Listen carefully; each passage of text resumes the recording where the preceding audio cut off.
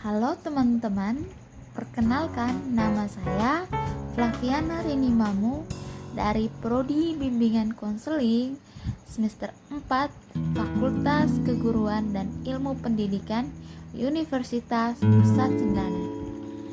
Pada kesempatan kali ini, saya akan menjelaskan teori Alfred Adler tentang kompleks inferioritas dan pentingnya masyarakat.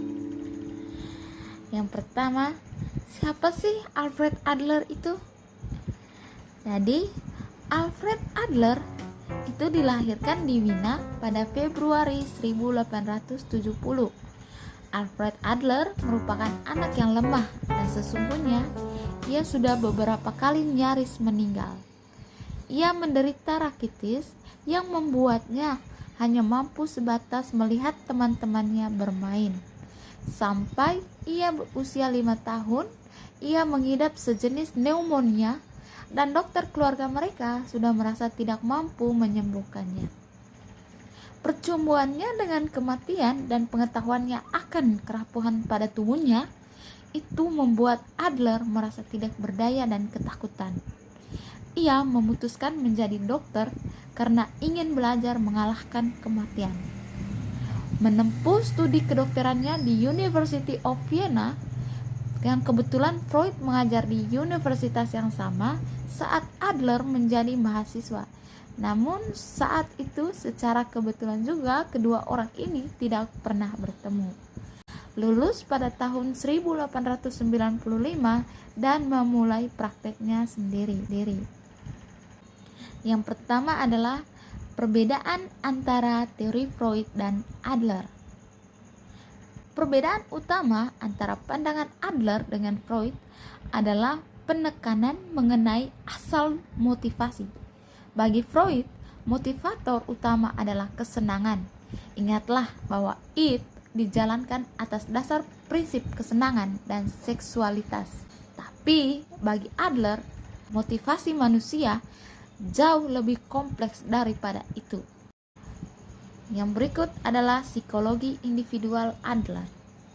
Adler menyebut teorinya psikologi individual atau individual psychology karena ia sangat percaya pada motivasi unik yang dimiliki oleh tiap individu dan pada pentingnya tempat yang dipersepsikan masing-masing individu dalam masyarakat. Seperti Jung, Adler dengan tegas menyatakan pentingnya aspek teleologi atau berorientasi pada tujuan pada manusia.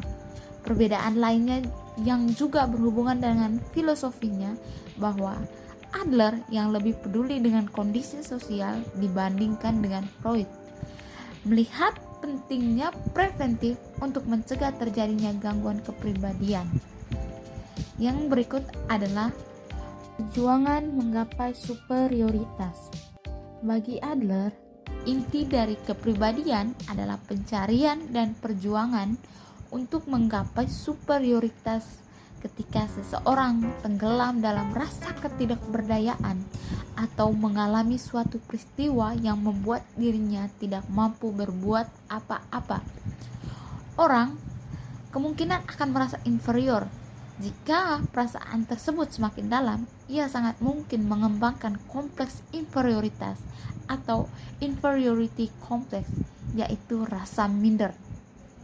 Kompleks inferioritas membuat perasaan normal akan ketidakmampuan menjadi berlebihan, membuat individu merasa tidak mungkin meraih tujuan dan akhirnya tidak mau lagi mencoba. Perjuangan seseorang untuk mengatasi kompleks tersebut mungkin menyebabkan berkembangnya kompleks superioritas atau superiority complex sebagai cara untuk mempertahankan rasa harga diri. Yang berikut adalah perkembangan dan evolusi dari teori Adler.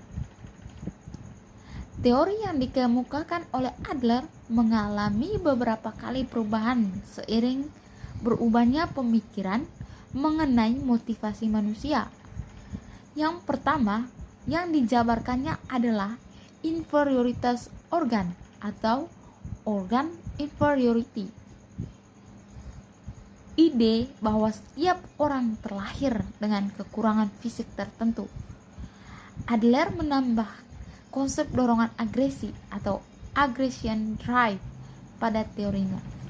Ia percaya bahwa dorongan-dorongan dapat menjadi efektif maupun berbalik arah menjadi dorongan yang berlawanan atau mirip dengan mekanisme pertahanan diri yang diajukan oleh Freud. Selanjutnya, Adler sebut sebagai protes maskulin atau maskulin protes.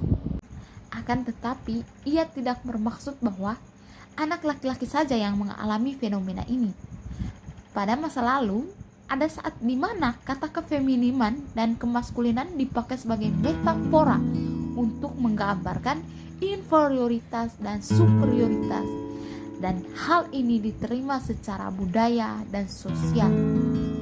Adler percaya bahwa seluruh anak-anak diberikan label feminin oleh karena ketidakberdayaan dan ketergantungan mereka dalam tatanan sosial, dan baik anak laki-laki maupun perempuan mengalami protes maskulin dalam upaya untuk dapat hidup terlepas dari dan pada akhirnya disamakan dengan orang dewasa dan orang yang lebih kuat dalam dunia kecil mereka. Protes maskulin ini adalah usaha individu untuk menjadi kompeten dan independen, berotonomi dan tidak lagi bergantung pada orang tua. Baiklah, sekian materi yang saya jabarkan pada hari ini. Sekian dan terima kasih. Bye-bye.